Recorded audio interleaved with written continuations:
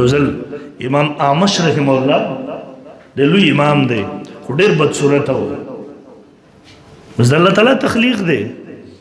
د ده کومه بیبي وه دا بیبي ډېره خوبصورته راخیسته ده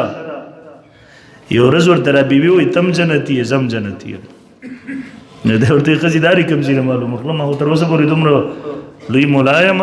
تر اوسه پورې کتابونه مې دومره ډېر لوستي دي دا خو ما کله نه ده کتلې دا مسله دا رې کوم ځای نه معلومه ورته وایي ګوره قرآن مجید کې دا راغلي چې صبر کوونکي به هم جنت ته ځي شکر کوونکي به هم جنت ته ځي ویلا ویل دا دلیل دی دی ورته وایي څنګه ورته وایي د تا غوندې بدصورته سړي ته زما غوندې خوبصورته ښځه میلاو ده نو ته به ټول عمر شکر کې جنت ته به لاړ شي او زما غوندې خوبصورته ښځې ته ستا غوندې بدصورته خاوند میلاو دی نو زه به ټول عمر صبر کوم جنت ته به لاړ شم دی لږ تیز و د خوی نه کله کله لانجه اکثر لانجه نو دا ښځه مورنه تنګه و اکثر به طلاق غوښتو دی به طلاق نه ورکړي ورځ یوه شپه پسې مسله باندې وران شروع او دا ښځه ورانه شوه بس خبرې بندې کړې دی سر دې ډېر کوشش کې خبرې نه کوي سخته غوسه کې راغی ویل ښځې که نن شپه تا ما سره خبرې ونه کړې د سهار کېدو نه مخکې دا ما سره خبرې ونه کړې نو ته په طلاق باین سره طلاق کوي اوس ښځې خو دا موقع خدای نه غوښته او میلاو شو ورته دی ورسره خبرې کوي خبرې نه کوي خولې ته کلکه تاله وواله هغه دا موقع خو هغې غوښته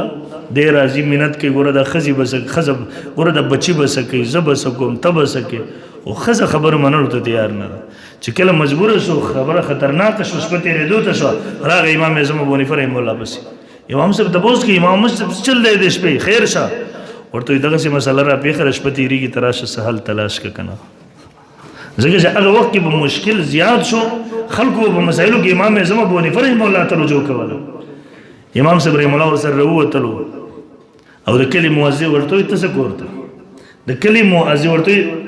منصوبې جوړه کړله هیلې جوړه کړله ورته وایي ته کور کښېنه چې کله ښځه سره خبرې شروع کړي بس بیا به ګورو مخکې امام صاحب مؤذن پسې راغی هغه وخت کې به مؤذنین د ګړۍ ټیمپسونه نه وو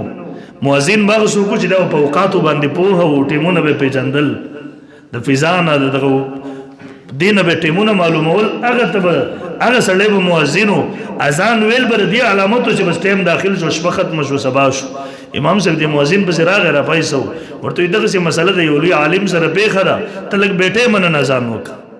مثلا په 4 بجې نن سبا کېږي ورته په 3 بجې اذان ووایه نو ګړۍ خو چا سره وې نه دی د دې ځای نه شروع الله اکبر الله اکبر شروع یې وکړله هلته ښځه راغله سامان خو شپې نه راغونډۍ ناسته ورته شکر دی ستا مصیبت نه خدای خلاصه کړله هغه ورته واپس جواب ورکړي خلاصه شوي دی دا خو امام ابو حنیفه رحمه الله منصوبه و اذان یې بیټۍ په ویله ده کېنه چېرته ځي هغه مؤذن ته ویله ویل دوباره اعلان وکړه چې زه خطا شوی یم لا ټیم شته دی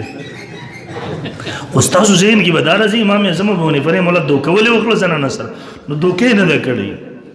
ګوره د زنانه چې ده که نه هن ناقصات العقل والدین د الله پیغمبر فرمایي د زنانو عقل ناقص دی فیصله نشي کولی جلدبازه وي ذهن یې کار نه کوي پوره دین او علم دواړه ناقص دي دې وجې نه د طلاق اختیار الله رب العالمین سړي ته ورکړی ښځې ته نه دی ورکړی که نه دې ښځې به بیا روزانه خاوند طلاقولی روزانه به بس خبره به غوسه کېده طلاق او دو کورونه و جلدبازۍ کې ورانېده امام اعظم ابو حنیفه رحمه الله 2 کورونه د ورانېدو نه بچ کړي دي